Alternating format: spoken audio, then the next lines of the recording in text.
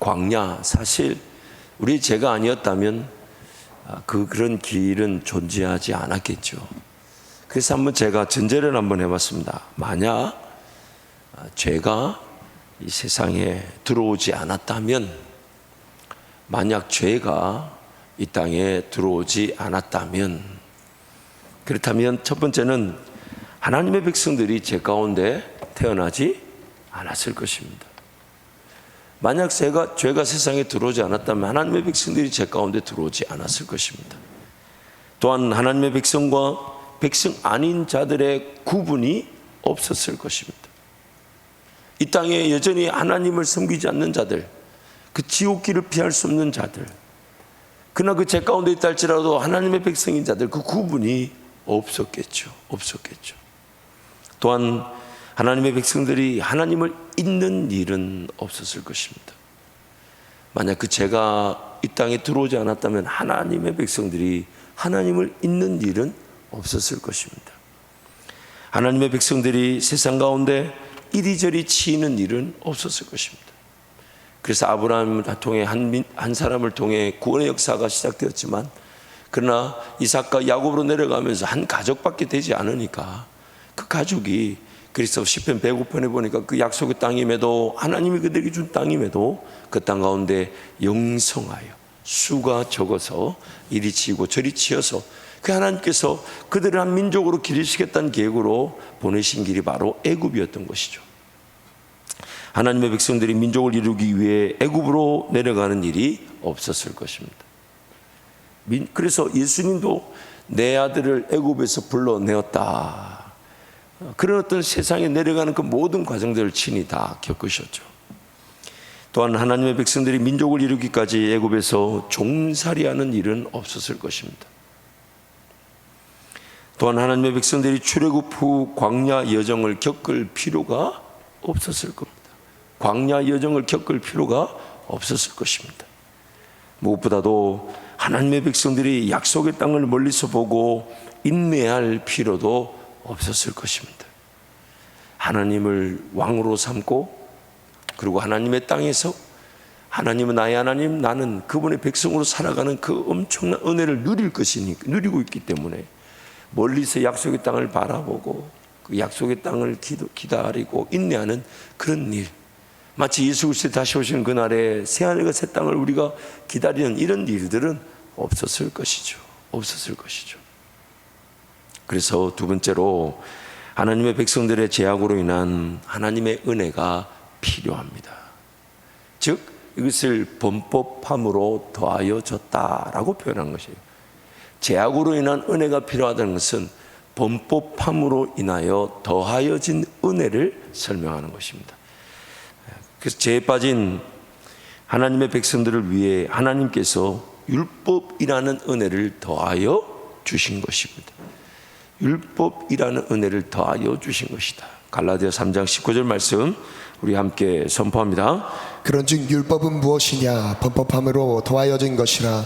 천사들을 통하여 한 중보자의 손으로 베푸신 것인데 약속하신 자손이 오시기까지 있을 것이라. 율법은 무엇이냐? 죄가 이 세상에 들어옴으로 더하여진 것이다. 죄가 무엇인지, 죄인들의 상태가 어떠한 것인지를 전혀 이해하지 못한 채 죄 가운데 빠져있는 하나님의 백성들을 위한 은혜가 바로 더하여진 은혜, 율법이라는 것입니다. 죄 가운데 빠진 죄인들의 영적 형편을 고발하는 것이 율법, 즉 하나님의 더하여 주신 은혜의 목적입니다. 죄를 죄로 모른다는 거예요. 얼마나 죄인인지를 모른다는 거예요. 죄가 나를 어떻게 지배하고 있는지를 모른다는 거예요. 막상 그 죄가 드러나도 죄인 줄 모를 때가 있고, 그 죄가 얼마나 힘이 있어 어떻게 그 사람을 얼마나 괴롭힐지를 모른 채 당한다는 겁니다. 옆에 분 얼굴 한번 보세요. 얼마나 죄인일지 몰라요. 그러니 우리 서로, 여러분 왜 조용하세요? 죄인들끼리 편들어 주는 거예요? 무슨 얘기냐? 그러므로 우리 서로 네가 더 죄인이 내가 더 죄인이 따질 게 아니라 하나님의 긍휼을 기도해 주어야 하는 것입니다. 하나님, 우리 옆에 있는 성도에게 은혜를 베풀어 주옵소서. 여러분, 선하게 생기면 생길수록 더 큰 죄인일 수도 있어요. 저처럼 이상하게 생긴 사람이 좀 덜 악한 죄인일 수도 있어요. 이렇게 말하니까 제가 더 큰 죄인이네요. 우리는 죄가 얼마나 힘을 가졌는지 모릅니다. 왜냐하면 우리는 죄의 지배를 당하는 죄의 종이기 때문이에요. 앞으로도 얼마나 죄를 지을지 모릅니다. 앞으로도 어떤 죄에 빠질지 모릅니다. 성령으로 살아가며 성령과 함께 동행하면서 성령 하나님의 은혜를 세워가는 것은 굉장한 인내가 필요하나 그 열매는 귀하죠. 그런데 단 1초면 죄 가운데 빠질 수 있습니다. 단 1초면. 뭘 세우고 뭘 가꾸고 뭘 지켜야 되는 좋은 문화와 습관은 참 세워지기가 어려워요. 근데 나쁜 거는요, 스마트폰을 본다든지 또 그런 다른 어떤 나쁜 문화와 습관들이 있을 수 있잖아요. 그런 것들은 금방 체득이 됩니다. 얼마나 빠르게 체득합니까? 또 전염성도 강합니다. 전염성도 강합니다. 그만큼 죄가 우리를 지배하고 있는데 율법의 말씀이 아니면 우리가 그 죄를 전혀 가늠할 수가 없다는 거예요. 내가 어떤 죄에 빠졌는지도 모른 채 그 죄 가운데서 허덕거리는 그것이 오늘 우리의 인생. 그래서 율법은 우리를 고발한다고 얘기해요. 요한복음 5장 45절 47절 함께 선포합니다. 내가 너희를 아버지께 고발할까 생각하지 말라. 너희를 고발하는 이가 있으니 곧 너희가 바라는 자 모세니라. 모세를 믿었더라면 또 나를 믿었으리니 이는 그가 내게 대하여 기록하였음이라. 그러나 그의 글도 믿지 아니하거든 어찌 내 말을 믿겠느냐 하시니라. 마치 이 병에 걸렸는데 병에 걸린 줄 모르는 상태에서 병의 진단을 내리는 기능과 같습니다. 병의 진단은 병을 고치는 시작점일 수는 있어도 병을 고치는 것은 아닙니다. 율법이 그 죄라는 것을 규명하고 그것을 고발하고 그것을 드러내 준다고 해서 율법이 그 죄의 병을 고칠 수 없습니다. 병을 가야 될 필요도 모르고 살았는데 어느 날 누군가가 야, 너 병에 걸린 것 같아. 그 혼자 펄펄 뛰죠. 아니라고. 그래도 한번 병원 가봐. 그래서 병원에 갔더니 세상에 내가 모르는 병이 나를 지배하고 있다는 거예요. 나만 모르고 있다는 거예요. 사실 우리 모두가 다 그렇지 않습니까? 여러분 자신할 수 있나요? 내 몸 안에 어떤 병의 요소도 없다고 자신할 수 있습니까? 나이를 먹으면 먹을수록 세월이 지나면 지날수록 조금만한 증상만 생겨도 얼마나 불안합니까? 혹시 이거 그거 아닐까? 제가 차마 입에 담지도 못하겠어요. 얼마나 불안합니까? 어떤 요소가 어떻게 나를 괴롭히고 있는지 몰라요. 그래서 정말 최선을 다해 삶을 살다가 어느 때 기약해둔 시간에 그때 내가 하나님을 섬기지, 내가 하나님을 헌신하지. 여러분 그게 어리석은 생각이라. 지금 나에게 주어진 시간, 지금 나에게 주어진 삶, 그 일터, 그 가정이 바로 하나님과 동행하며 하나님 은혜를 구하며 하나님 그분의 능력으로 살아져야 되는 사명의 자리며 삶의 되며 동행의 자리가 되어야 되는 것이죠. 그래서 항상 하나님 말씀을 대할 때마다 그 율법의 그 기능, 모세가 우리를 고발한다. 즉 그 율법을 통하여 우리를 죄라는 것이 무엇이며 어떻게 우리가 죄의 지배를 받고 있는지. 그러나 그 율법은 우리를 그리스도로께로 인도하지 그리스도의 역할을 하는 것은 아니죠. 갈라디아서 3장 21절 22절 함께 선포합니다.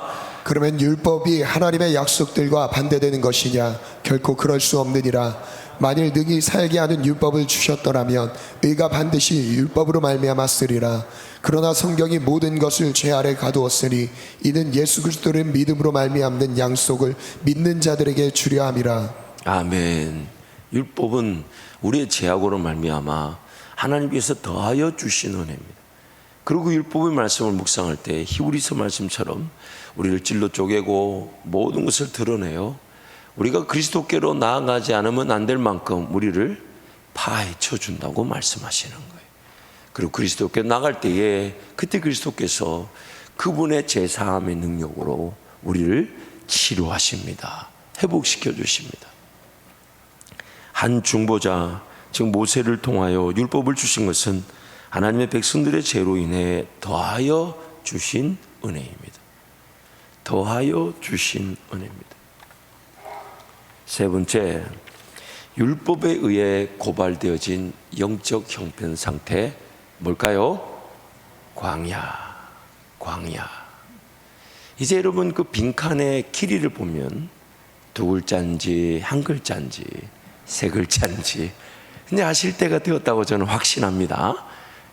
아무도 아멘을 안 하는 거 보면 항상 인생의 그 우리 학생들 시험을 칠 때마다 그런 패턴들 연구도 필요한 아닌 것 같아요. 율법에 의해 고발되어진 우리 영적 상태 형편을 성경은 광야라고 하는 것이죠. 하나님을 떠난 그래서 사람을 믿으며 육신으로 그의 힘을 삼는 상태가 바로 죄로 인한 광야입니다. 우리가 지난주에 이미 이것을 살펴봤어요. 우리 죄로 인해 우리는 필연적으로 광야를 지나가야만 합니다. 죄로 인해 하나님을 떠난 사람이 거하며 다스리는 땅은 뭐일 수밖에 없다고요? 광야일 수밖에 없습니다. 죄로 인해 하나님을 떠난 사람이 살아가는 땅 자체는 그 사람이 밟는 모든 땅은 그래서 여러분 잊지 마세요. 좋은 땅인데 내가 걸어가는 순간 광야일 수 있습니다. 뭐 이런 표현도 어떨까요? 어떤 사람이 그렇다잖아요. 좋은 교회를 찾아다니다가 유명한 그 찰스 스펄전 목사님을 만나서 물었답니다. 좋은 교회가 있으면 소개시켜 달라고. 그래서 그 찰스 스펄전 목사님이 이렇게 얘기했대죠. 그런 교회가 있으면 나에게도 소개시켜 다오. 그런데 한 가지 분명한 것은 그런 교회가 있다 해도 자네와 내가 들어가는 순간 그 교회는 더 이상 좋은 교회가 아니게 된다고. 오늘 우리 교회는요, 뭐가 부족하고 뭐가 필요하고 모자라고 많습니다. 사실 우리 교회는요, 허술한 게 너무 많습니다. 허술한 게 너무 많아요. 다 누구 때문이냐? 담임 목사 때문입니다. 담임 목사 때문이나 그러나 교회를 함께 이루는 우리 모든 성도가 사실 우리 교회는 이런 이 예배 중심의 교회이기 때문에 다른 어떤 사이에 필요한 게 너무 다른 교회하고 비교해 보면요, 그 다른 교회 좋은 것들 우리는 하나도 없어요. 하나도 없어요. 참 그런 거 비하면요, 우리 교회는 정말 필요한 게 한두 가지가 아닙니다. 물론 그 모든 좋은 것들을 제가 다 필요 없다라고 말하는 게 아니에요. 하나님께서 그것이 적절하게 우리 교회에 필요한 것은 적용되게 하시고 주실 것이라고 확신합니다.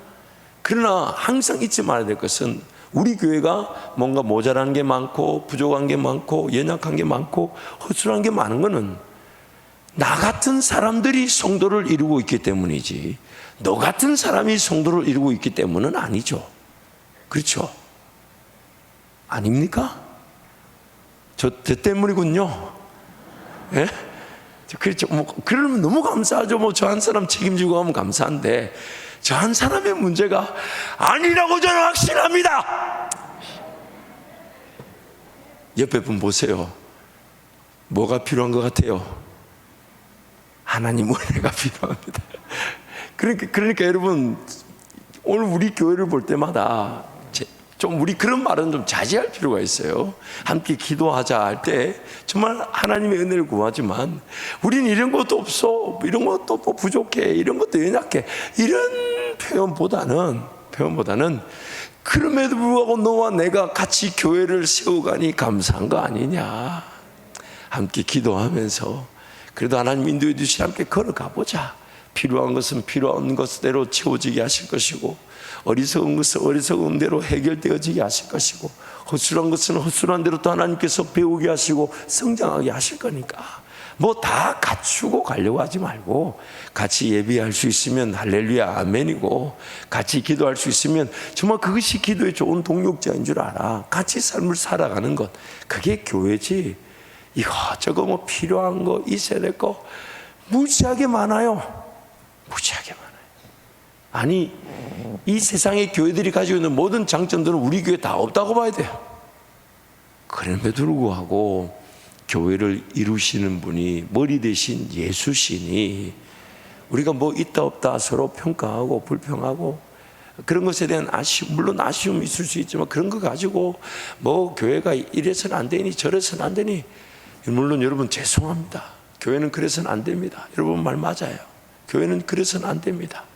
그러나 우리 교회가 그런 문제 저런 문제 있다 해도 함께 하나님 은혜를 구할 수 있도록 우리를 연합하시고 결합시켜 주시고 이렇게라도 끌어모아 주신 분이 누구십니까?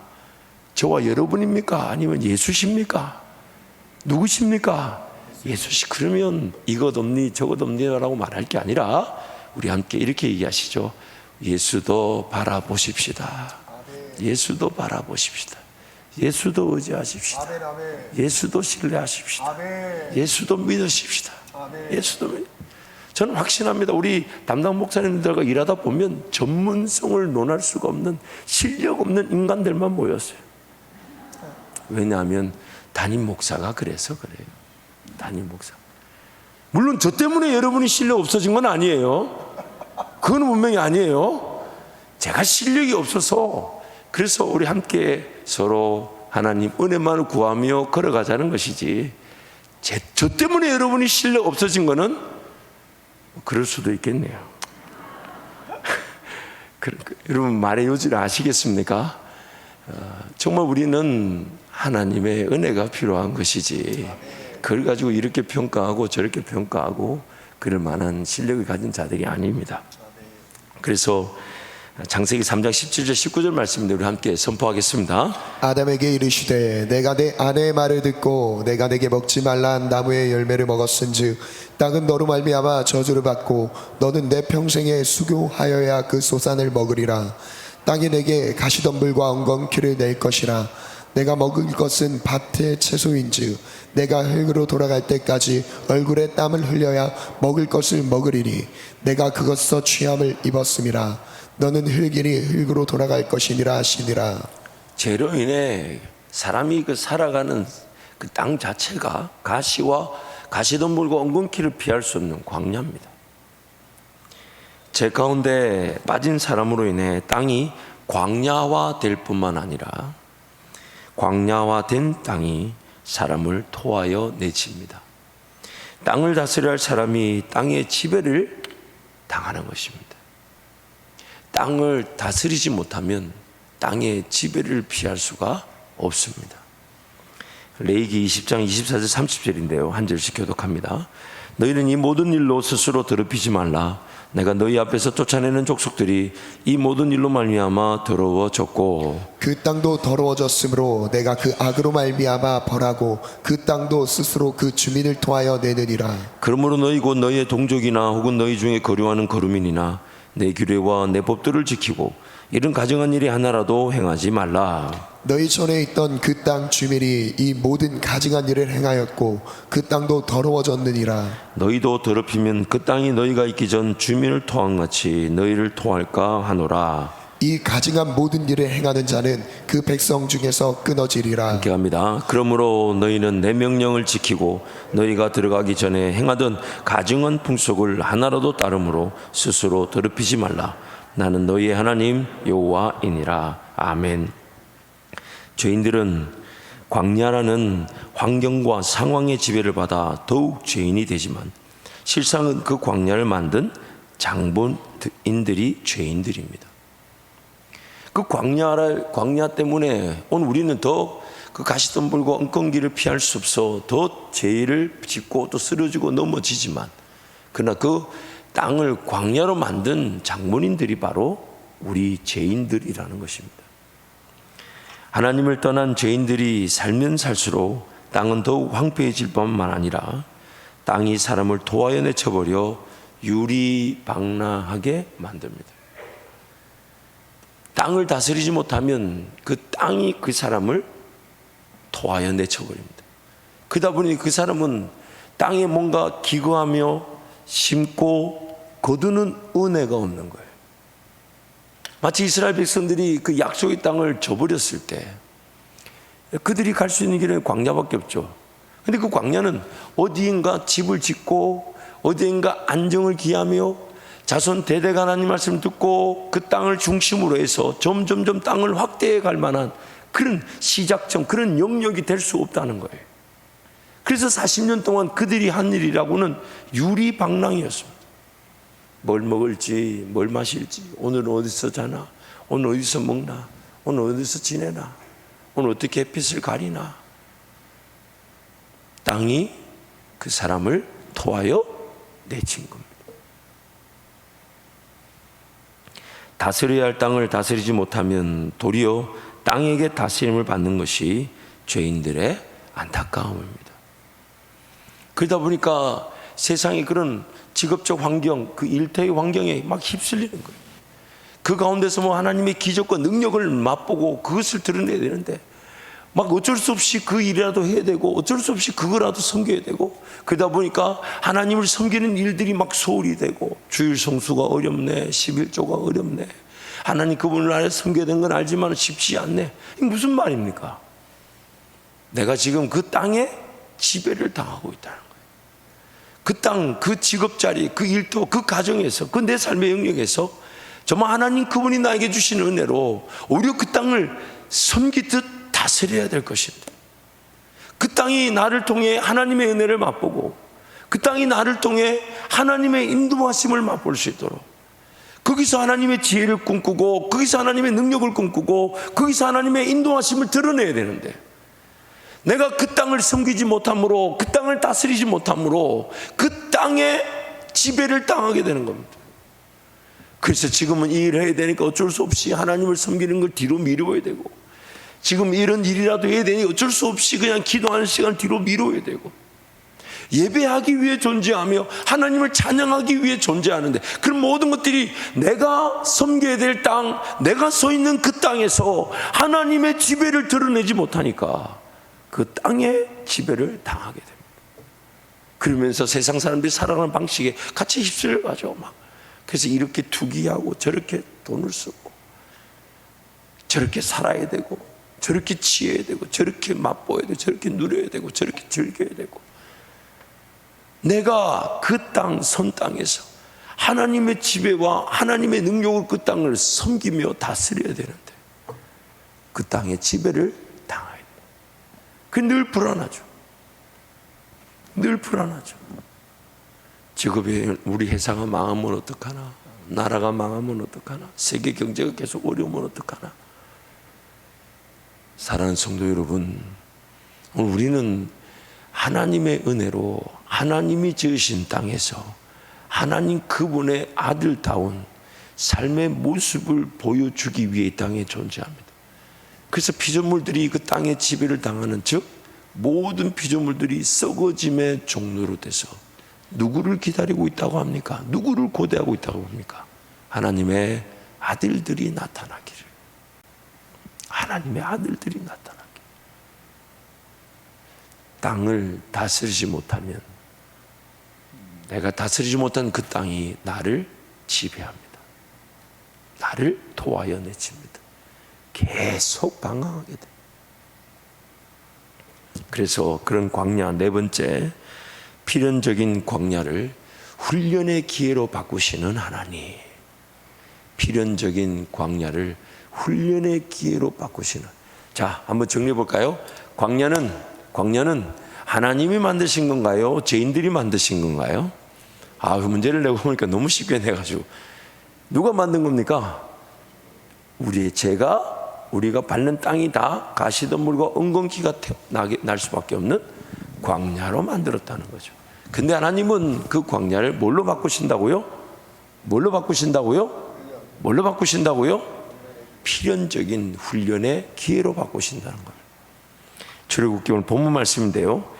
한 번 더 한 절씩 교독합니다. 바로가 백성을 보낸 후에 블레셋 사람의 땅의 길은 가까울지라도 하나님이 그들을 그 길로 인도하지 아니하셨으니 이는 하나님이 말씀하시기를 이 백성이 전쟁을 하게 되면 마음을 돌이켜 애굽으로 돌아갈까 하셨음이라. 그러므로 하나님이 홍해의 광야길로 돌려 백성을 인도하시매 이스라엘 자손이 애굽 땅에서 대열을 지어 나올 때에 모세가 요셉의 유고를 가졌으니 이는 요셉이 이스라엘 자손으로 단단히 맹세하게 하여 이르기를 하나님이 반드시 너희를 찾아오시리니 너희는 내 요구를 여기서 가지고 나가라 하였음이더라. 그들이 숫곳을 떠나서 광야 끝 에담의 장막을 치니 함께 갑니다. 여호와께서 그들 앞서서 가시며 낮에는 구름 기둥으로 그들의 길을 인도하시고 밤에는 불 기둥을 그들에게 비추사 낮이나 밤이나 진행하게 하시니 낮에는 구름 기둥 밤에는 불 기둥이 백성 앞에서 떠나지 아니하니라. 제 가운데 빠진 하나님의 백성들의 문제점은 하나님 나라를 수복할 만큼의 준비가 되어 있지 않다는 것입니다. 그래서 오늘 본문 읽은 말씀에 보면 그렇게 나오죠. 하나님께서 애굽에서 나오게 하셔서 약속의 땅으로 가는 그 길이 두 가지가 있었다는 겁니다. 즉 그 이집트와 팔레스타인을 끼고 있는 그 지중해 길, 바닷가 길을 가게 되면 그리 멀지 않죠.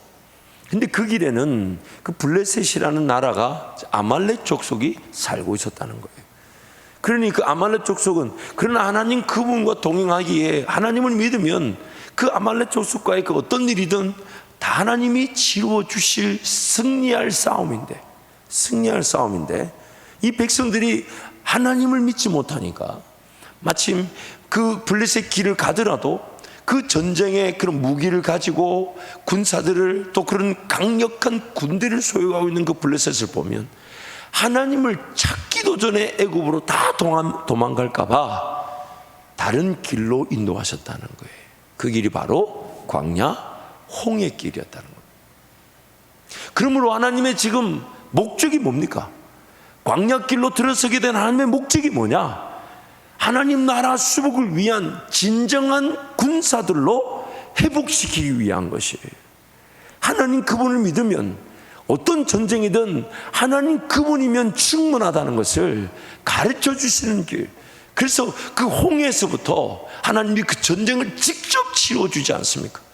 그들에게는 마른 땅을 지나가는 구원의 길이 되지만 하나님을 믿지 않는 이들에게는 수장되고 매몰되어 버리는 하나님의 모든 대적색들이 정리되는 그 홀로 치르시는 전쟁을 보여주시지 않으십니까? 하나님을 의지하지 못하는 상태, 즉 하나님을 거절한 상태에서는 어떤 전쟁에서도 피할 수밖에 없습니다. 그래서 그렇게 제가 표현했었죠. 하나님을 의지한다면 적들의 수가 수천 수억만 명이라 해도 넉넉히 이길 것이나 하나님을 의지하지 않으면요 개미 한 마리도 상대하지 못합니다. 개미 한 마리도. 하나님의 능력의 기회는 모든 것이 하나님께 전적으로 달려있음을 믿지 못하는 백성들에게 주어질 수 없습니다. 하나님의 능력의 기회는 모든 것이 하나님께 전적으로 달려있다는 것을 믿지 못하는 백성에게는 주어질 수가 없습니다. 내가 하나님을 믿지 않는데 억지로 나에게 능력의 기회가 주어지지 않습니다. 내가 하나님을 신뢰하지 않는데 하나님 알아서 나에게 나를 위한 길을 열어주시지 않습니다. 왜냐하면 내가 그 길에서 도망가 버리고 맙니다. 차라리 하나님을 전혀 몰라 불신조차 하지 않는 상태가 구원의 기회일 수 있습니다.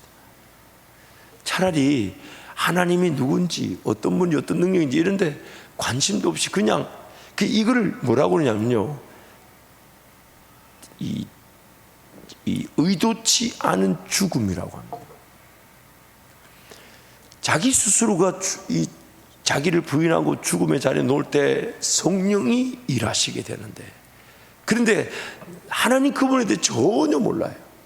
마치 예수님이 고쳐주실 분인지 모르고 그냥 땅만 보고 있는데 그래서 기대도 없고 소망도 없고 그냥 버려진 것 같은데 그냥 예수님이 일방적으로 찾아가 예수님 그분의 믿음만으로도 역사가 일어나지만 그러나 하나님을 안다 하면서 하나님을 믿지 못하는 그런 불신이 존재한다면 하나님은 그 불신 가운데 어떤 믿음의 기회도 허락하지 않으신다는 거예요. 않으신다는 거예요. 자기 백성임에도 그들의 영적 형편으로 인해 어쩔 수 없는 광야 길에서도 하나님은 동행하실 뿐만 아니라 그들을 훈련하고 단련하십니다. 어쩔 수 없는 광야길에서도 동행하실 뿐만 아니라 하나님 그들을 훈련하고 단련하십니다. 죄로 인해 하나님과 동행할 능력조차 없는 자기 백성들의 어쩔 수 없는 광야길에서의 동행, 즉 감당할 길로만 인도하시는 하나님의 은혜입니다. 하나님의 은혜입니다. 그래서 고린도전서 10장 13절 말씀 우리 함께 선포하겠습니다. 사람이 감당한 시험 밖에는 너희가 당한 것이 없나니 오직 하나님은 미쁘사 너희가 감당하지 못할 시험 당함을 허락하지 아니하시고 시험 당할 즈음에 또한 피할 길을 내사 너희로 능히 감당하게 하시느니라. 아멘. 우리 인생 어떤 시험이, 어떤 환난이 얼마나 큰지, 얼마나 위협적인지 그게 중요하지 않아요. 그 모든 것들이 그것을 피해가게 하시든 아니면 이기게 하시든 하나님이 감당케 하실 것입니다. 하나님이 감당케 하실 거예요. 그래서 우리 눈앞에 보이는 그런 풍랑과 파도 같은 문제, 어려움, 그것에 대해서 내가 뭔가 해석하려고 하거나 그것을 내 힘으로 혹은 내 실력에 비해 볼 필요가 없어요. 그것이 어떠하든지 간에 하나님을 의지하고 하나님을 신뢰하되 말씀을 기억해야 됩니다. 감당할 길로만 인도하실 것이다. 감당할 길로만 인도하실 것이다. 감당할 길로만 인도하실 것이다. 그래서 안 된다, 어렵다, 힘들다 하면 영원히 안 됩니다. 영원히 어렵습니다. 왜 안 된다는 말이 나옵니까? 왜 어렵다는 말이 나옵니까? 내 힘으로 판단하는 겁니다. 내 힘으로. 제가 제일 가슴이 아픈 게 목사님이니까 가능한 거 아니냐고. 제가 하나님입니까? 그렇지 않아요. 믿는 자들에게, 모든 믿는 자들에게 주시는 하나님의 능력은 똑같습니다. 안 된다, 어렵다는 것은 어디에 기준을 둔 것입니까? 어디에요? 어디에 기준을 둔 것입니까? 어디에 기준을 둔 것입니까? 어디에 기준을 둔 것입니까? 직장 상황도 마찬가지입니다. 일터도 마찬가지, 가정도 마찬가지. 그 가운데서 하나님의 기준을 좀 더 분명히 하고 명확히 하려고 할 때 안 되는 일이 없습니다. 안 되는 일이 없습니다. 자기 힘으로 그 직장을, 그 사업을 지키려고 하니까 안 되는 거예요. 안 되는 거예요. 하나님을 더 사랑하려고 하는데, 하나님을 더 예배하려고 하는데, 하나님을 더 의지하려고 하는데, 하나님께 더 기도하려고 하는데 무엇이 장애물이 되겠습니까? 하나님이 무엇을 장애물로 남겨놓으시겠습니까? 하나님 그분을 더 섬기려고 하는데, 하나님 그분을 더 따르려고 하는데, 예수를 더 사랑하려고 하는데 무엇이 장애물이 되겠습니까? 무엇이 하나님께 문제가 되겠습니까? 한 번쯤 하나님을 확인해 보십시오. 한 번쯤은 하나님을 확인해 보십시오. 어렵다, 안 된다, 힘든다. 그래서 예를 들어 볼게요. 기도가 잘 안 된다. 그건 누구 실력입니까? 내 실력입니까? 하나님 실력입니까?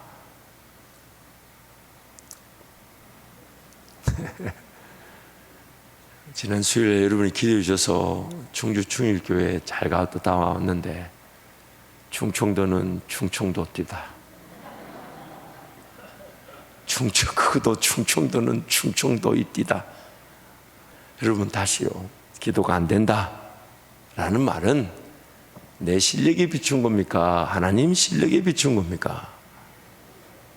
그럼 어떻게 기도해야 될까요? 기도가 안 된다라고 말할 게 아니라 기도가 되게 하실 하나님을 신뢰합니다. 기도가 되게 하실 하나님. 전도가 안 된다. 누구 실력입니까? 하나님, 복음을 전하고 싶습니다. 저에게도 은혜를 베풀어 주십시오. 그래서 여러분 태신자 카드가 나가고 그러더라. 무조건 써내십시오. 여러분의 어떤 능력을 써내라는 게 아니라 여러분 주변에 예수 믿지 않는 영혼들을 써내라는데, 그것도 안 써내는 것은 내 마음에 전도에 대한 기대 기대치가 없는 거예요. 기대치가 없는 거예요. 그래서 오늘 우리 삶을 그렇게 내 실력에 비추는 것이 아니라 하나님 실력에 비추어 가야 돼요. 그래서 안 된다, 어렵다, 힘들다, 예수 이름으로 오늘 밤이 끝인 줄 믿습니다. 끝인 줄 믿습니다. 주께는 다 됩니다. 주께는 모든 것이 주께는 가능합니다. 그래서 하나님을 더 의지하고 인내할 때 우리는 감당할 길로만 걸어가게 되는 하나님의 은혜를 누리게 되는 것입니다. 광야에 대한 올바른 자세는 광야 과정을 빨리 마치는 것에 대한 것이 아니라 광야일지라도 하나님의 훈련기에 대한 올바른 이해입니다. 여러분, 비단 어떤 어려움이 있고 문제가 있고 아픔이 있고 또한 이해되지 않는 상황과 환경에 처할 때 될 때 그때 잊지 마십시오. 오늘 이 환경과 상황을 만든 장본인은 다름 아닌 납니다. 나의 죄 때문이에요. 그러나 하나님은 그런 문제, 어려움, 또 이해되지 않는 상황이 하나님 그분을 더 경험하게 될 기회가 되게 하실 거니까. 그래서 미치겠네, 큰일 났네, 나는 끝났네, 안 되네, 이런 말 할 것이 아니라 잠잠히 하나님만 바라는 겁니다. 하나님 은혜를 베풀어 주옵소서. 하나님 은혜를 베풀어 주십시오. 그때 하나님께서 그 겪어야 될 그 광야 여정이 하나님 그분 정말 하늘의 만나와 반석의 물과 낮에는 구름 기둥, 밤에는 불 기둥, 얼마나 좋을까요? 텐트 칠 필요가 있습니까? 지고 다닐 이유가 있습니까? 그렇잖아요.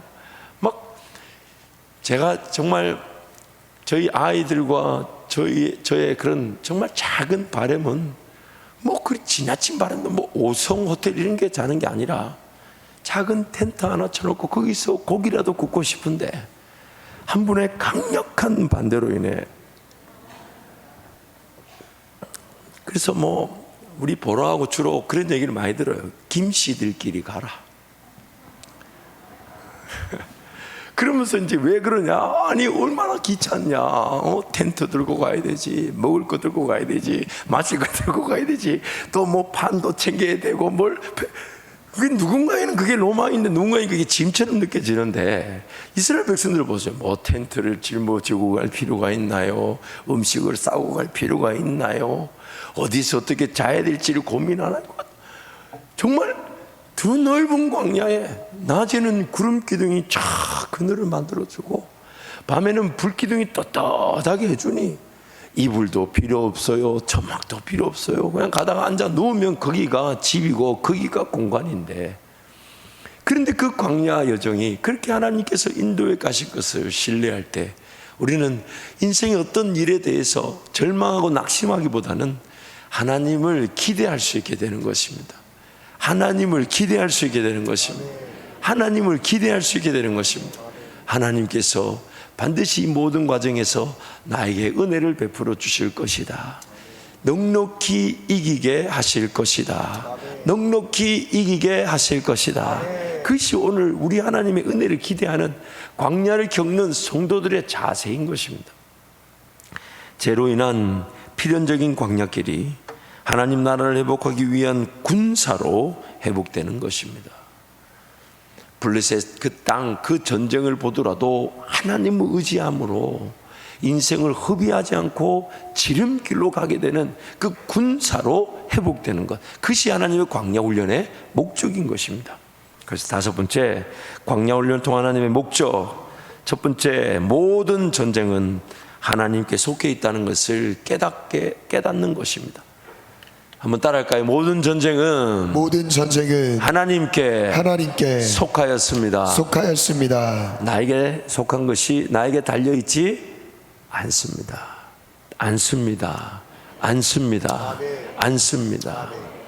사무엘상 17장 47절 함께 선포합니다. 또 여호와의 구원하심이 칼과 창에 있지 아니함을 이 무리에게 알게 하리라.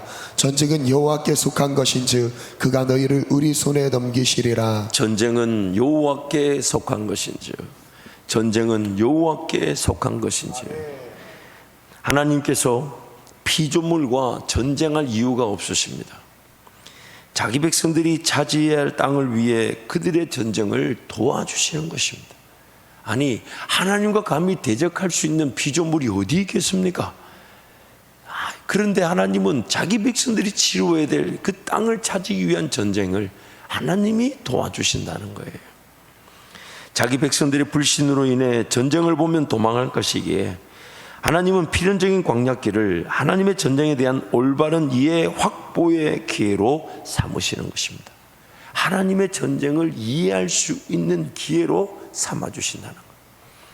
전쟁하실 이유가 없으신 하나님께서 자기 백성들이 치러야 하는 전쟁을 위해 올바른 군사로 무장되게 하십니다. 올바른 군사로 무장되게 하십니다. 인간적 실력과 능력으로가 아닌 성령의 충만함으로 승리하는 전쟁을 배우게 하십니다. 성령의 충만함으로 승리하는 전쟁, 승리하는 전쟁, 승리하는 전쟁, 승리하는 전쟁. 그래서 광야 훈련 기간을 통해 정리되어야만 하는 것은 인간적 군인들입니다. 광야 훈련 기간을 통해 정리되어야 하는 것은 다름 아닌 인간적 군인들입니다. 신명기 2장 14절 15절 함께 선포합니다. 가데스 바네아에서 떠나 세렛 시내를 건너기까지 38년 동안이라. 이때에는 그 시대의 모든 군인들이 여호와께서 그들에게 맹세하신 대로 진영 중에서 다 멸망하였나니 여호와께서 손으로 그들을 치시사 진영 중에서 멸하신 고로 마침내는 다 멸망되었느니라. 인간적 실력과 능력으로 전쟁을 하려고 한 인간적 군인들이 멸망되어야만 했습니다. 그래서 그 약속의 땅을 보면서도 그 적각골이 흐른다는 하나님의 말씀을 확인하고서도 그 땅을 차지하고 있는 그런 자기네들보다 좀 더 실력이 좋은 인간적 군인들을 보고 자기네들도 못한다, 안 간다, 우리는 저들에 비하면 메뚜기다.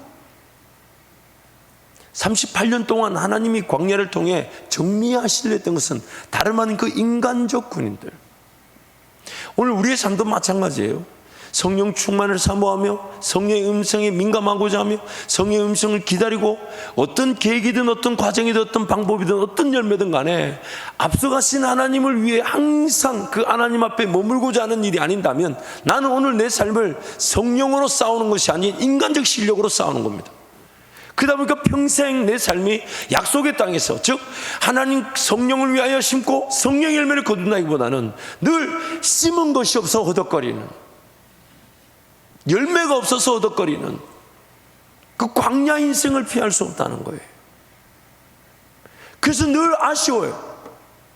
뭔가 하나님의 나라 기회를 보고도, 교회가 어떤 일을 꿈꾸고도 드릴 게 있네 없네, 난 할 수 있네 없네, 그 모든 것들이 자기 실력에 의한 평가, 즉 인간적인 군인적 자세로 자기 스스로가 광야 인생임을 자처하고 있는 겁니다. 내가 가진 것이 없다 해도 하나님이 보이신 꿈을 놓치길 원치 않는다면 그것은 하나님이 이루어 주실 일인데 그것을 기대하지 않는 거죠. 나는 돈이 없어, 내 직장 상황이 안 돼,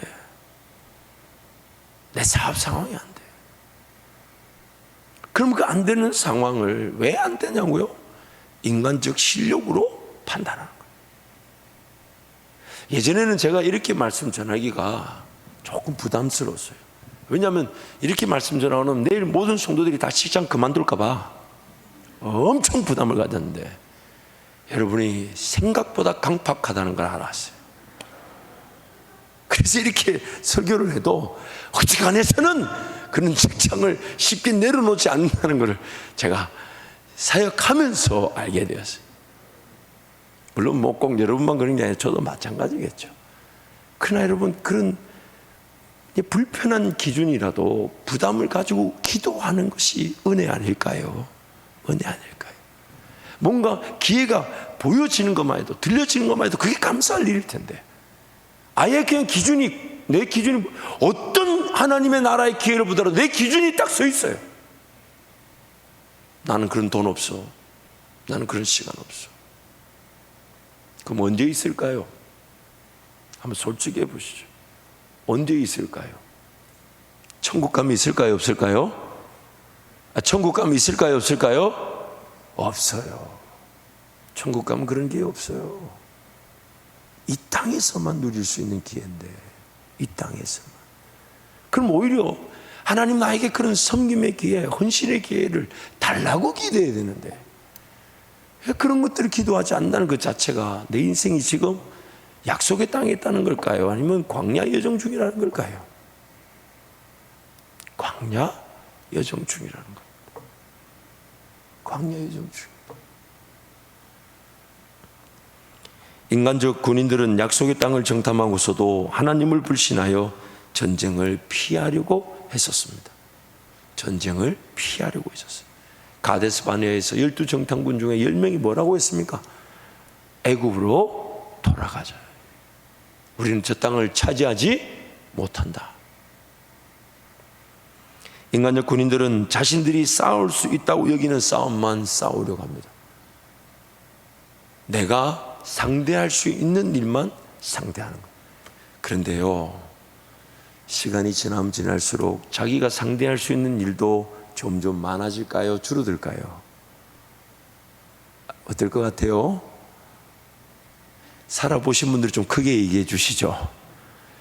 살면 살수록 내가 상대할 수 있는 싸움이 더 많아질까요? 줄어들까요? 우리 청년들은 아직 안 살아봐가지고 잘 모를 수 있는데, 우리 장로님들 왜 조용히 계신지 모르겠어요. 여러분, 인생이 그렇지 않습니까? 그러니까 자꾸만 하나님의 시선으로 하나님의 길을 바라보질 않고 내가 상대할 수 있는 저 정도 직업은 내가 가질 수 있어, 저 정도 일은 내가 할 수 있어. 좀 역으로 보면요, 굳이 하나님의 은혜, 하나님의 인도하심을 필요치 않는 길로만 다닙니다. 굳이 하나님의 능력을 그렇게 인내하며 기다릴 필요 없는 그런 길로만 다닙니다. 근데 그게 또 영적인 건 또 들어가지고 음성도 사모하고 기도 응답도 받고 싶은데 잘 안 들려요. 근데 여러분, 다시 말씀드리지만 엉뚱한 길을 가놓고 거기서 하나님의 음성이 들려지고 하나님의 기적이 나타나면 올바른 길로 들었을까요? 아니면 계속 그 엉뚱한 길을 갈까요? 여러분이 대답해 보세요. 엉뚱하고 잘못된 길에 들어서서 거기서 하나님의 음성을 사모하고 하나님의 기적을 바란다면, 그래서 하나님의 음성이 들려지게 하고 기적을 주신다면 그 엉뚱하고 잘못된 길에서 돌았을까요? 아니면 계속 그 길을 갈까요? 계속 그 길을 가죠. 그래서 하나님이 잠잠하신 겁니다. 그래서 하나님이 뭘 해줄 말이 없어요. 아니, 성경에 이렇게 말해요. 심판당해야 되는데 심판하지 않는 것만 해도 은혜라 그래요. 그러므로 오늘 우리 길을 살펴봐야 돼요.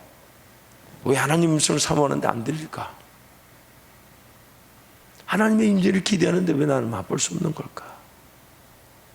그러다가 기어이 죄짓고 나면 그제서야 하나님을 찾게 되는 그 잘못된 길에 난 들어서 있는 건 아닌가? 그래서 회개, 즉 돌아선다는 겁니다. 하나님 살려주세요. 하나님 불쌍히 여주세요. 하나님, 내 가는 길이 잘못되었습니다. 하나님 따라가게 도와주세요. 그것이 오늘 우리가 진정으로 따르며 은혜를 구하는 길. 결국 하나님의 인도하심과 도우심을 의지하지 않아도 되는 싸움만 싸우게 됩니다. 굳이 하나님을 의지하거나 하나님의 도움을 기다릴 필요 없는 인생 길만 걸어갑니다. 하나님께 전적으로 맡겨드리고 의지하여 앞서가시는 하나님을 거절하는 삶을 삽니다. 앞서가시는 하나님을 거절합니다. 기다리질 않아요. 하나님의 계획이 궁금하지 않아요. 하나님 나를 위해 열어놓으실 길이 기대되지 않아요. 일단 살고 보자. 일단 살고 보자. 그러면서 그 선택에 그냥 하나님이 도와주시기를, 하나님이 지켜주시기를. 이게 잘 안 되는 거죠. 믿음의 세계가 아닌 보이는 세계에만 집착하며 살게 됩니다. 믿음의 세계가 아닌 보이는 세계만 집착하며 살게 됩니다. 인간적 군인들이 정리되는 기간이 무려 몇 년이었다고요? 무려 몇 년이었다고요? 40년. 40년. 정말 우리 인생의 시간표에 충분히 일어날 수 있는 위기 아닙니까? 어쩌다 보니까 여러분 40년 금방 가지 않았어요? 잘 모르시는 모양이네. 누가 그러던데요. 30대 때는 30km로 달려가고 40대 때는 40km로 달려가고 50대 때는 100km로 달려가고 뭐라더라 60대 때는 키로수 자체가 보이지 않는 70대 때는 옆을 볼 수가 없다 그러더라고요. 너무 빨리 지나가가지고 그만큼 빠르다잖아요. 근데 여러분 어느 순간 나도 모르는 사이에 땅만 보다가 그런 세상에 흘러 떠내려가는 그 흘러 떠내려가며 떠내려가다가 시간 다 잃고 맙니다. 인간적 군인들이 죽는 기간이 40년이요 38년. 자기 부인과 죽음이라는 단계를 넘어서지 못하면 예수와 함께 부활하던 연합된 삶, 성령의 이끌림을 받는 삶은 요원합니다. 그 인간적 실력, 인간적 능력이 죽지 않으면 그것으로 하나님을 평가해 버리니까. 그러므로 하나님께서 예수님을 따라가려거든 뭘 하라고요? 날마다 자기를 부인하고 또한 뭐지라고요? 자기 십자가를 지고 주님을 따를 것이다. 광야 훈련을 통한 하나님의 목적은 인간적 군인들이 처리되는 것, 자기 죽음의 은혜인 것입니다. 인간적 군인들이 처리되는 것, 자기 죽음의 은혜인 것입니다. 나는 날마다 죽노라. 나는 날마다 죽노라. 뒤로 넘겨봐요. 없어요. 좀 여유 있게 공간을 여백지를 만들어 둔 것입니다. 그래서 여러분 마지막 제가 그 패트릭 밀러의 글을 하나 소개하고 마칠게요. 이 경우 거룩한 전쟁의 대상은 이방 족속이 아니라 지금은 파일첩을 연고 닫는 시간이 아니라 앞에 글을 읽는 시간입니다. 이 경우 거룩한 전쟁의 대상은 이방 족속이 아니라 바로 두려워 떠는 이스라엘의 거룩한 전사들이다. 이 두려워하는 세대가 사라지기 전까지는 하나님께서 한 사람의 적도 이스라엘의 손에 넘겨주지 않으실 것이다. 전투에 임하는 이스라엘 용사들에게 근본적으로 필요한 것은 하나님의 능력에 대한 신뢰이다. 이 확고한 신뢰가 없으면 승리는 오지 않는다. 이런 관점에서 볼 때 광야 시절에 대한 신명기의 보도 내용에는 어떤 군사적 승리들도 언급되지 않았다는 사실이 주목할 만하다. 실제적으로 그 광야 여정 속에서 이스라엘 백성들이 전쟁을 당했죠. 그 전쟁을 당한 것에 그런 분명한 뜻은 두 가지가 분명히 내포되어 있는데, 첫 번째는 이스라엘 백성들이 약속의 땅, 하나님과 동행하는 그 땅을 하나님의 그 능력으로 하나님이 치르시는 전쟁으로 그 땅을 차지하는 약속의 땅이 아니라도 광야길에서도 전쟁은 있더라는 겁니다.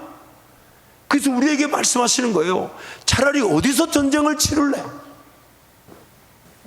어디서 치르는 게 낫겠습니까? 그냥 어쩔 수 없이 그냥 하나님을 믿지 못해 허덕거리며 방황하는 인생살이에도 나를 위협하고 나를 넘어뜨리려는 그 전쟁이 있더라는 겁니다. 그럼 그 광야에서 전쟁을 당할래? 아니면 차라리 하나님을 믿고 의지함으로 약속의 땅에서 전쟁을 치르며 살래? 그것을 우리에게 지금 질문하고 있는 거예요. 물론 하나님의 은혜는 그 광야에서도 무기 하나 없는 이스라엘 백성들이 손을 들면 이기고 내리면 지는 하나님께 전적으로 달린 전쟁, 그 은혜를 경험하게 하셨지만은 하나님, 여러분 현실을 파악해야 돼요. 어차피 하나님과 동행하며 성령 하나님을 의지함으로 날마다 앞서가신 하나님, 물론 그 긴장감이 있죠. 두려움이 있어요. 떨림이 있어요. 정말 매일 깨어 있어야 될 것 같고 매일 주님 바라보지 않으면 안 되는 그 긴장감이 있더라도 그 약속의 땅에서 성령을 위하여 심고 거두는 그 전쟁, 그러나 앞서가시는 그 승리하신 예수님을 따르는 길이기에 하늘 위에나 땅 위에 땅 아래 모든 것들이 예수 이름 앞에 무릎을 꿇는 승리가 보장된 전쟁의 길, 그 전쟁을 취할 것인가? 아니면 먹고 사는 것도 힘들어 죽겠는데 또한 영적인 공격을 당하는 전쟁을 치를 것인가? 여러분, 어느 게 낫습니까? 어느 게 나을까요? 어느 게 나을까요? 방금 사투리였나? 그러네. 겨요, 안 겨요? 여러분, 어느 것이 낫습니까? 어느 것이 낫습니까? 정말 죽으면 죽을지언정 하나님을 기다리는 게 낫지 않겠습니까? 왜냐하면 하나님을 기다리지 않고 따라가지 않아도 전쟁을 피할 수 없다면, 하나님을 기다림으로, 그분 따라감으로 전쟁처럼 보이지만은 승리가 보장된 그 길을 걸어가는 게 낫지 않나요? 그러니 광야에서 전쟁은 손을 내리니까 지는 듯한 그런 전쟁의 양상도 있었다고 하지 않습니까? 그러나 약속의 땅에서는요, 지는 전쟁은 단 한 번도 지는 전쟁은 존재하지 않습니다. 왜요? 성령을 위하여 심는 길, 성령을 따라가는 길은 예수 승리의 깃발이 앞서가기 때문에 항상 승리가 보장된 땅이에요. 항상. 그러므로 오늘 우리 영적 현실을 직시해야 됩니다. 그냥 세상살이에 그는 좀 고만고만 안정적이고 평안하고 혹은 편안하고 좀 살만한 길로 걸어가는 그 자체가 위험일 수 있어요. 내가 성령 하나님을 따라가는으로 내 삶을 돌봐주는 것과 내 삶을 돌보면서 성령 하나님을 따라가자는 것은 완전히 다른 차원입니다. 다시 한 번 더요. 내 삶을 하나님께 맡겨놓고 따라가면서 내 삶이 돌봐지는 은혜와 내 삶을 돌보면서 성령 하나님을 따라가는 것은 완전히 차원이 다릅니다. 완전히 차원이 다릅니다. 정말 하나님께 삶을 내어다 따라갈 때 내 삶을 하나님이 돌봐주시는 거고, 내 자녀들을 하나님이 책임져 주시는 것이고, 내 삶이 하나님의 영광을 위해 걸어가게 되는 것인데, 그래서 저는 우리 자녀들, 우리 한밭질 자녀들을 위해 기도할 때 그런 갈렙의 가족의 그런 신앙의 그 유산이 물려지는 그 장면을 늘 꿈꾸며 기도합니다.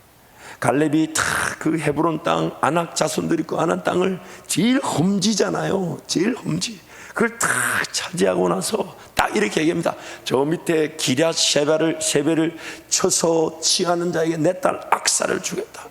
그러자 그 자기의 친인척이기도 하지만 그 온니엘이 그 기럇 셰베를 쳐서 취합니다. 그래서 이제 자기 딸 악사를 그 온니엘에게 딱 주죠. 근데 이 악사가 다 시집가는 날 뭐라고 합니까? 아버지한테, 아버지 윗샘물과 아랫샘물도 주십시오. 저가 아버지를 닮은 거야. 땅을 차지하겠다는 그 샘물이 무슨 말이냐면 땅의 중심이잖아요. 그 팔레스타인 땅의 유목민들에게 샘물은 이 경제 구조인데, 그 윗샘물과 아랫샘물을 다 땅을 달라는 거예요. 그 갈렙이 기꺼이 주잖아요. 그리고 그 악사의 남편 온니엘이, 그 기럇 셰베를 차지했던 온니엘이 이스라엘 백성들이 외부의 침략으로 쓰러지고 넘어져 하나님의 구원을 외쳐 부를 때에 제일 먼저 세워진 사사였다는 사실. 멋있는 거죠. 멋있는 거죠. 또 이 목사 혼자 멋있어요. 너무 멋있지 않습니까, 여러분? 그래서 우리 자녀들에게 그런 것들이 물려졌으면 좋겠어요. 정말 하나님 나라를 사모하고 하나님 나라 마치 침노하듯 빼앗고자 하는 마음으로 덤벼들 줄 알고 하나님의 꿈과 비전에 맞추어서 인생을 헌신할 줄 아는 그런 우리의 신앙의 유산이 우리 자녀들에게 물려져서 그들도 뭔가 새로운 삶을 살아갈 때 정말 우리가 걸어왔던 믿음의 길보다 더 깊고 더 강렬하고 더 멋있게 주님과 동행하는 그런 모습들, 그저 내가 살아가는 세상 방식을 물려주는 것이 아니라, 집을 물려주는 게 아니라 하나님을 믿는 믿음을 물려주는 거죠. 땅을 차지하는 법을 물려주는 거죠. 하나님 나라를 사모하는 법을 물려주는 거죠. 그게 오늘 우리 자녀들에게 일어나야 될 줄 믿습니다. 그런 걸 사모하는 거예요.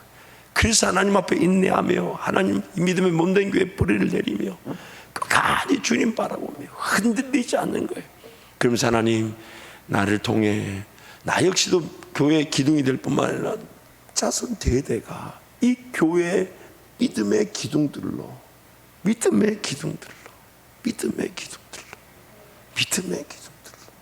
세워지게 해 주십시오. 세워지게 해 주십시오.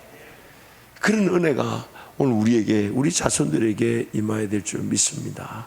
말씀을 정리하겠습니다. 광야길은 훨씬 더 많이 돌아가는 길입니다.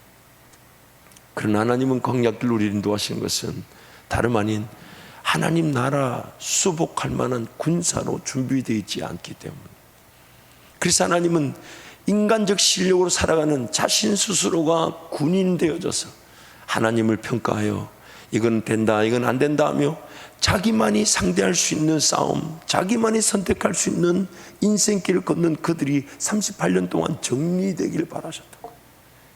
오늘 우리의 삶을 그렇게 들여다봐야 합니다. 내 인생의 시간들이 그렇게 인간적인 힘을 빼는 기간으로 정리되고 있는 건 아닌가. 그래서 오늘이라도 약속된 땅을 차지하고자 하는 마음으로, 그 땅이 어디일지, 직장의 영역일지, 사업의 영역일지, 사역의 자리일지, 혹은 내 가정에서 자리일지, 어느 곳에서든 성령 하나님과 동행하고자 하며 모든 선택과 결정 이전에 하나님을 기다릴 줄 알고, 하나님 그분을 의지할 줄 알고, 그래서 항상 깨어있고 항상 엎드릴 줄 알고 항상 코람되고 하나님 앞에서의 삶, 그분이 내 인생을 인도해 가시도록. 왜냐하면 예수님은 목자가 되시니까, 길이 되시니까, 진리가 되시니까, 능력이 되시니까 그분을 기다릴 줄 아는 삶, 그것이 오늘 우리에게 하나님이 원하시는 겁니다. 우리에게 하나님이 원하시는. 그래서 우리 자손들에게 뭘 물려주냐? 그 땅을 차지하는 법을 물려주는 거죠. 그 땅을 차지하는 법을 물려주고, 그 땅을 바라보는 법을 물려주고, 그 하나님을 기대하는 법을 물려주고, 그 하나님을 인내하는 법을 물려주고, 그 하나님을 바라볼 줄 아는 그 마음, 그 사모함을 물려주는 것. 그때 하나님께서 저와 여러분의 광야 여정이 하나님과 함께 동행하는 길의 여정, 강의 역사가 되게 하실 것입니다. 이 시간 한번 동성으로 같이 기도하겠습니다. 여러분 기도하실 때 하나님, 내 인생 하나님 그저 광야에서만 끝나지 않게 해주십시오. 오히려 그 광야 같은 인생이지만 내가 걸어감으로 길이 되게 하여 주시고, 내가 걸어감으로 그 광야에 강이 흘러넘치게 하여 주셔서 길을 잃었던 자들이 예수 그리스도를 따르는 은혜가 누려지게 하시고, 목말라 죽어가는 영혼들이 내가 걸어가는 길에서 베푸시는 사막의 강의 역사로 살아나게 하여 주옵소서. 주님 잡고 함께 통성으로 기도합니다. 주여.